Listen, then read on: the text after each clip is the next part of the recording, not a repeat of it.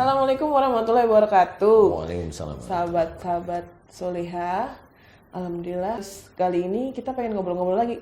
Nah, aku nggak sendirian, aku ditemenin sama Mbak Ani. Jadi Mbak Ani ini itu program director di acara Siraman Kolbu. Ya, Pak, ya? itu. Ya. Salah satu Program ya. Salah satu. Kalau ada yang cowoknya ada namanya Pak J, gitu ya Pak ya. Haji J. Pak Haji J. Haji J itu hidupnya kayaknya kesulitan mulu. Kapan-kapan Pak kita ajak ngobrol. Oh iya betul. Tentang masalah rumah tangga. Jagoannya adalah Haji Zainuddin. Paham semua ya. Hah? Paham semua. Karena itu kan kadang-kadang muncul di Siraman Kolbu. Saya bilang Haji J gitu. Itu sebenarnya itu. Iya. Yeah. Kita Lanjut. jadiin tamu nanti kapan-kapan ya Pak. Insya Allah. Kita Oke, kerjain. hari ini banyak banget alhamdulillah ya yang kemarin kita sempat ngobrol ya Pak. Terus banyak yang komen, boleh dong kali-kali kita ngobrolin soal wanita gitu ya Pak. Kayak kita hari ini kita lagi pengen ngobrolin satu hal yang memang kebiasaan perempuan nih Pak. Mungkin orang pikir ini kenapa ya gitu. Sebenarnya udah biasa sih. Kenapa pada saat menstruasi tuh sering banget perempuan tuh ngalamin yang namanya sakit. Padahal sebenarnya kalau misalnya hari-hari nggak ada apa-apa. Ini nggak sih Mbak? Iya.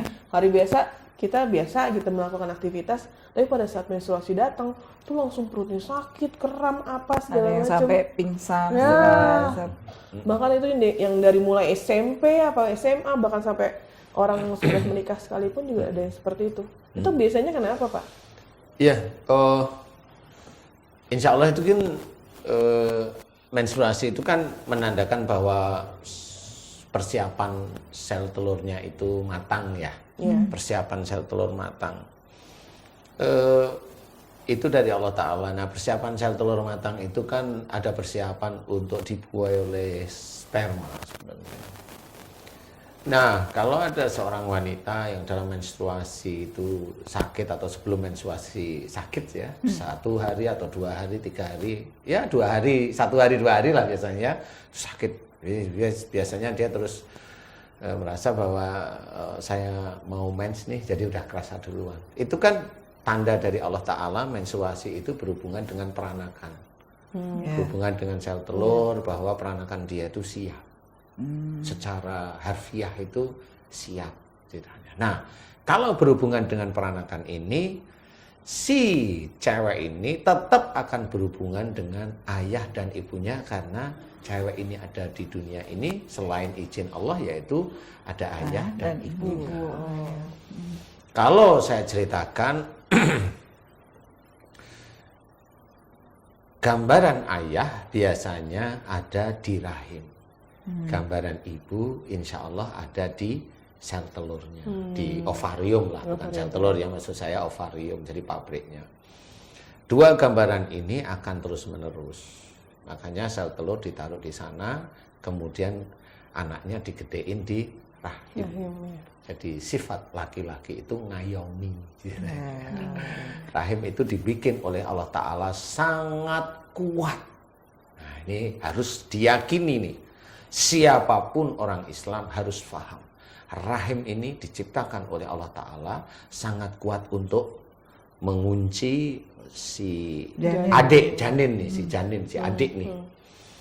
Jadi itu tetap nanti akan berhubungan. Kalau ada orang keguguran, nah disitulah dia pasti akan berhubungan dengan peranakan tentang si janin.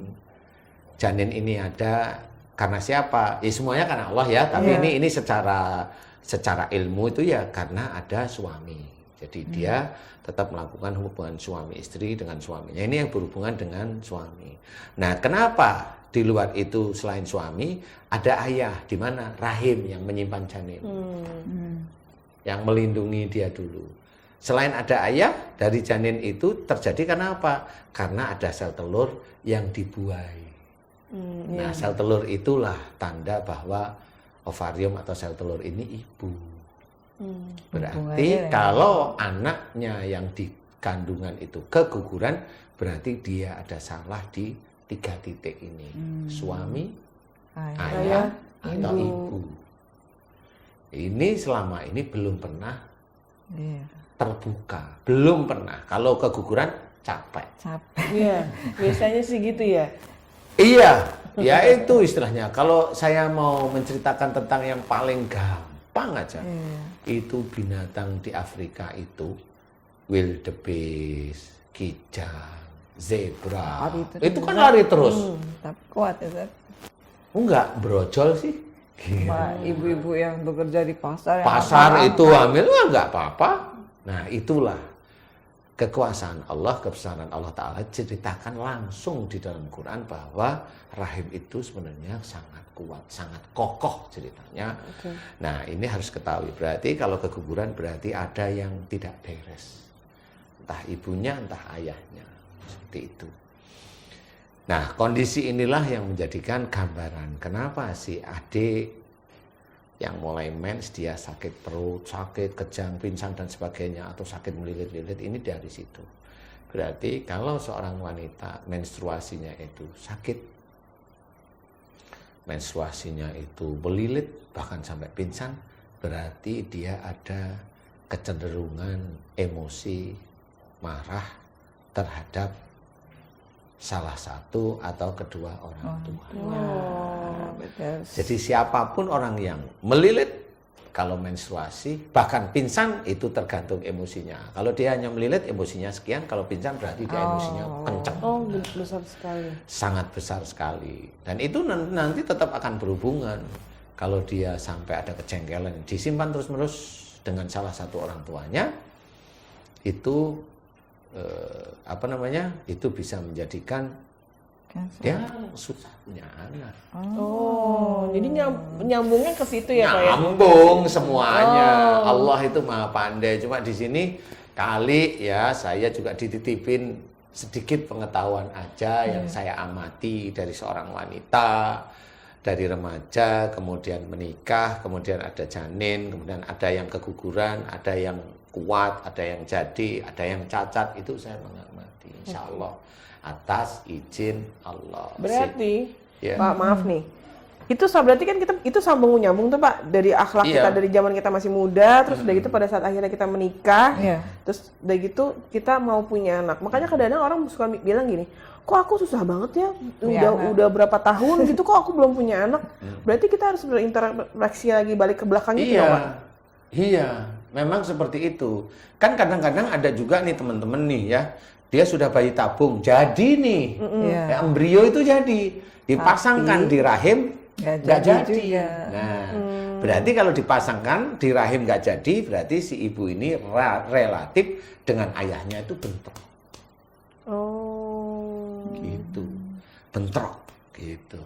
Jadi nggak jadi, selalu lepas. Langsung gugur. Nah itu biasanya ada sih salah satu artis saya pernah ketemu, istri artis ketemu di satu frame. Kalau Mbak Devi tahu deh pasti, tapi saya nggak ngomong. Suatu ketika dia ingin punya anak, dia dengan dia hanya punya sel telur karena saluran sel telurnya sudah diambil. Iya. Jadi dia harus bayi tabung. Dia pernah bayi tabung gagal. Saya di TV itu saya ngomong sama beliau, rasa sayangmu sama suamimu kurang. Karena kamu terlalu sibuk. Suaminya ngomong iya memang. Iya. Jadi pada Cuek waktu sama suami. iya cuek. Nah itulah salah satu cara Allah mengkabe seseorang itu begitu. Mengkabe. Jadi Apa dibikin itu? belum punya anak dulu. Enggak, mengkabe. Mengkabe itu berarti ada Membatasi. faktor dia sudah punya anak, nanti dia Membatasi. ada pembatas. Nah, pembatas itu begini. Kalau dia sudah punya anak ini rasa sayangnya muncul, sayang itu kan melindungi. Iya. Nah, kalau masih muda kan ada nafsu nih. Nah, nafsunya biasanya kalau udah usia tua kan males. Nah, itu mengkabe. Jadi otomatis si rahimnya ini khusus untuk prosentase umur tertentu, dia nggak mau nerima sperma itu. Oh gitu. Jadi itu cara Allah itu betul-betul maha besar. Beneran. Bisa seperti itu juga Pak? Lah, saya bisa cerita itu karena saya pernah mati. Saya mengamati di situ karena hanya cuma rasa sayang aja yang muncul, hanya melindungi. Tidak ada rasa nafsu, tidak ini, kepingin punya anak, nggak ada. Jadi nggak adanya itu menjadi seperti setengah sumpah nggak ingin punya anak. Udah flat aja. Sudah flat aja di situ, gitu loh. Nah itu cara-cara Allah itu seperti itu. Makanya sebagian dari saudara-saudara kita yang agak-agak agak-agak keras dikit namanya, nggak boleh pakai alat KB gitu ya. Salah satunya cuma beliau nggak paham gimana Allah itu caranya meng-KB itu ya begitu sebenarnya. Gitu. Jadi betul-betul inilah kekuasaan Allah. Ilmu Ustaz baru tahu ini. Ya nggak apa-apa, makanya di sini saya ceritakan ya, biar di orang-orang saudara kita yang melihat acara di YouTube kita atau di Siraman Kolbu itu paham gitu loh, bahwa ada ilmu Allah yang selama ini belum pernah terbuka. Dari sisi akhlak, memang dari sisi akhlak belum pernah terbuka. Kita kan selalu kalau haid nggak lancar, haid sakit, oh ini karena hormonal, karena ini nggak kembali ke akhlak ke situ. Iya kan. Iya, Kan ya nggak bisa disalahin. Siapa sih yang diizinkan oleh Allah Ta'ala itu memahami tubuh manusia? Kan belum ada. Kalaupun ada ya paling di Siraman Kolbu lah saya ceritain seperti ini. Makanya kalau haid tidak lancar itu nanti bergantung semuanya. Situ, ya. Iya. Jadi yang harus dilakukan sebenarnya gimana, Pak? Nah, kalau memang dia itu masih remaja, minta maaf lah. Dia pasti ingat kok, kamu sering jengkel sama siapa di antara ayah dan ibu. Saya sering jengkel sama ayah. Berarti sakitnya biasanya di daerah rahim. Kalau sama ibu, sakitnya agak miring kiri. Oh iya benar Pak. Mbak Devi. Iya enggak mesti ini. Coba cerita ini pengalaman ya.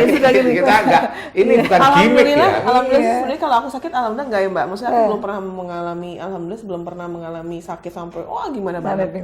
Tapi aku pernah menemukan teman-temanku tuh yang kadang-kadang wah gila sakit banget. Dan suka pegangan dia gitu kan, karena kalau saat dia sakit di sini ya dia akan pegang di sini ya di bawah sini kan Pak, di rahim. Kalau kiri kanan ya pasti dia yang dipegang dia akan situ pegang ya. sini. Makanya kadang-kadang orang suka mikir gini, itu sakit ya, lagi apa, lagi dapat gitu. Jangan-jangan ini nih apa namanya usus buntu, jangan-jangan kadang-kadang orang suka kira-kira gitu. Ternyata bedanya ada ya Pak ya. Beda ada. Kalau dia sakit sebelah kiri atau kanan, nah itu dengan ibu atau dengan ibu khususnya ibu, karena di tempat ovarium itu kan nggak di tengah, dia nggak ke kiri sama ke kanan. Jadi dengan ibu. Kalau dia di kiri berarti cenderung dia yang emosi duluan dengan ibunya. Kalau dia di kanan, insya Allah dia ada unsur baiknya, dia ada unsur benarnya, tapi dia tetap marah keras, kaku, marah sama ibunya. Itu bisa sebenarnya dia. Nah nanti kalau udah ketemu gitu, dia diajak ngomong pasti dia punya memori. Ya saya begitu sama mama saya, minta maaf lah. Masa saya yang bener suruh minta maaf? Nah itu sekarang gitu kan merasa, saya nggak salah kok, saya bener-bener aja gitu, mama aja yang emosi. Jadi bikin sakit juga ya Ustaz ya? Ya sakit dong, dia memang dia merasa tidak salah, itu pun ego. Kalau seorang yang baik, seorang muslim yang baik itu paham kok sebenarnya, oh berarti saya diajarkan untuk lebih menghormat pada orang tua. Tapi kalau saya nggak salah masa suruh minta maaf, itu berarti ada ego.